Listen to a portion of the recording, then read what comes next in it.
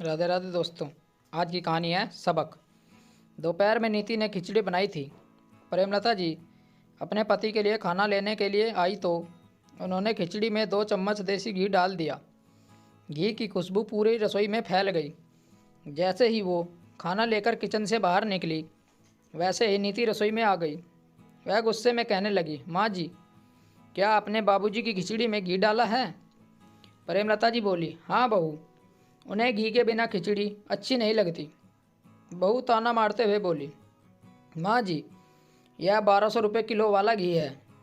इतना महंगा घी बाबूजी की खिचड़ी में डालने के लिए नहीं है। मेरे पति की कमाई पर आप लोग ऐसे नहीं कर सकते। ज़्यादा खाने का शौक़ है तो लोगों के घरों में बर्तन मांजना शुरू कर दो, तब अपनी कमाई पर शौक़ पूरे करना। बहू की बातें सुनकर प्रेमलता जी का मन पीड़ा से भर गया और उनकी आंखों से आंसू बहने लगे। तभी बेटे सुबोध ने भी कह दिया कि माँ, मेरी पत्नी ठीक कह रही है। आप लोग मेरे साथ रह रहे हो, उतने में ही खैर मनाओ। यह मैं दूध दही फल आपके लिए नहीं लाता। प्रेमलता जी हैरानी से बेटे की तरफ देखने लगी। बेटे की बातें सुनकर उनकी आंखों से आंसू रुकने का नाम नहीं ले रहे थे। यह सुनकर उन्होंने धीरे से कहा, बेटा, तू यह क्या कह रहा है? मैं तेरी ज़रूरतें पूरी करने के लिए कितनी भूखी रही। तुझे याद है, एक बार तेरे एग्ज़ाम आने वाले थे, तेरा बादाम खाने का मन था। उस समय इतनी गरीबी में भी मैंने तुझे बादाम खरीद कर दिए। मुझे पता भी है तेरे बादाम के लिए हमने कितने टाइम तक सब्जी नहीं खाई। बोलते बोलते उनके गला भर आया। सुबोध जोर से तड़तड़ाते हुए बोला, तो क्या हुआ? तुमने मुझे बादाम खिलाकर कोई एहसान नहीं किया। जब नीति को लगा कि आज उसका पति उसके पक्ष में बोल रहा है, तो वह भी रसोई में कड़छी लिए हुए बाहर आई और कहने लगी, देख रहे हो आप, अम्मा जी कैसे मुंह चला रही हैं। यह तुम्हें इमोशनल ब्लैकमेल करके बेवकूफ़ बना रही हैं। फिर अपनी सास की तरफ देखते हुए बोली, मैंने आपसे पहले ही कहा था कि महंगाई बहुत बढ़ गई है। ऐसे में घी केवल बच्चों के लिए है, आपके लिए नहीं। अब तो आपके बेटे ने भी बोल दिया। अब तो आपको तसल्ली हो गई होगी। प्रेमलता जी एक टक बेटे बहू की बातें सुनती जा रही थी। उन्हें समझ नहीं आ रहा था कि कौन क्या बोल रहा है। तभी सुबोध ने कहा, तुम ठीक कहती हो यार, मैं इतनी मेहनत से इन बुजुर्गों के लिए थोड़ा सा कमा रहा हूँ। इतना कहकर वह बाहर चला गया।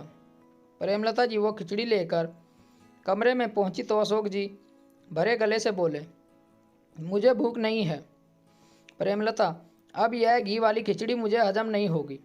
अशोक जी की आंखों में पानी भर आया, जिससे उन्होंने पत्नी से छुपाने के लिए कोशिश करते हुए अपना चेहरा दूसरी तरफ मोड़ लिया।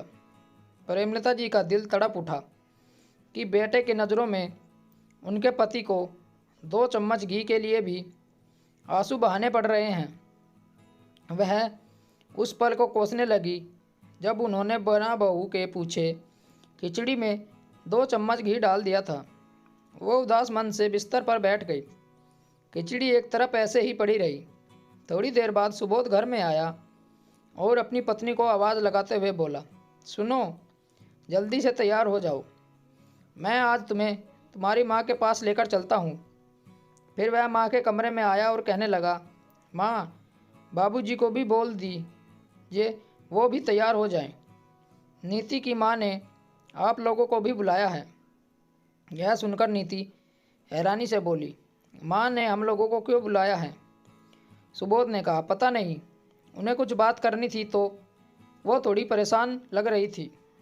नीति अपनी माँ की परेशानी के बारे में सुनकर ही परेशान हो उठी। मैं जल्दी से तैयार हो जाती हूँ। इतना कहकर वह कमरे में चली गई। जब वह कमरे में चली गई तो प्रेमलता जी भरे गले में बोली, बेटा, आज सुबह से तुझे हुआ क्या है? तू कैसी बहकी बहकी सी बातें कर रहा है? बहू, और अब हम लोग बहू के मायके क्यों जा रहे हैं? सुबोध झल्लाते हुए बोला, माँ, मुझे कुछ नहीं पता। बस तुम जल्दी तैयार हो जाओ।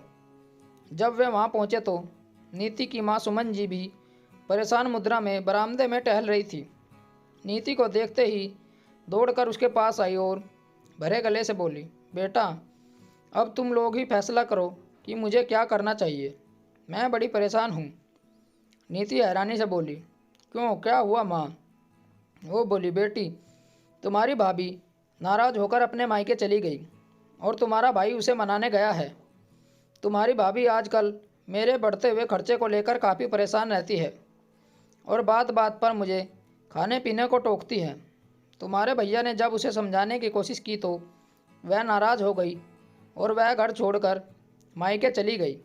वो कहती है अगर तुम्हारी माँ इस घर में रहेगी तो मैं घर में वापस नहीं आऊँगी। बेटा अब तुम ही बताओ मैं क्या करूँ? अपनी माँ की बातें सुनकर नीति गुस्से में बोली, भाभी आपके साथ ऐसा कैसे कर सकती हैं? और आपको अपनों से ज़्यादा खर्चे हैं तो भाभी को खल रहे हैं। उसकी माँ सिसकते हुए बोली, बेटा आजकल मुझे ज़रा खांसी हो गई है। मैंने अरुण को बोला कि मेरे लिए थोड़ा शहद खरीद कर ला दो तो बहू कहने लगी, इतनी महंगाई में दाल रोटी जुटाना मुश्किल हो रहा है और आपको अलग से शहद चाहिए। नीति गुस्से में बोली, तो शहद कौन सी बड़ी चीज़ है, वो तो मैं भी आपको खरीद कर दे सकती थी। इसके लिए इतना हंगामा करने की क्या ज़रूरत थी? तब सुमन कहने लगी, बेटा जिसका मन छोटा होता है वह महंगी और सस्ती चीज़ें नहीं देखता। इससे आगे की कहानी का अगला भाग हम अगले पार्ट में सुनाएंगे। स्टोरी को लेकर आपकी क्या राय है नीचे कमेंट करके हमें बताएं।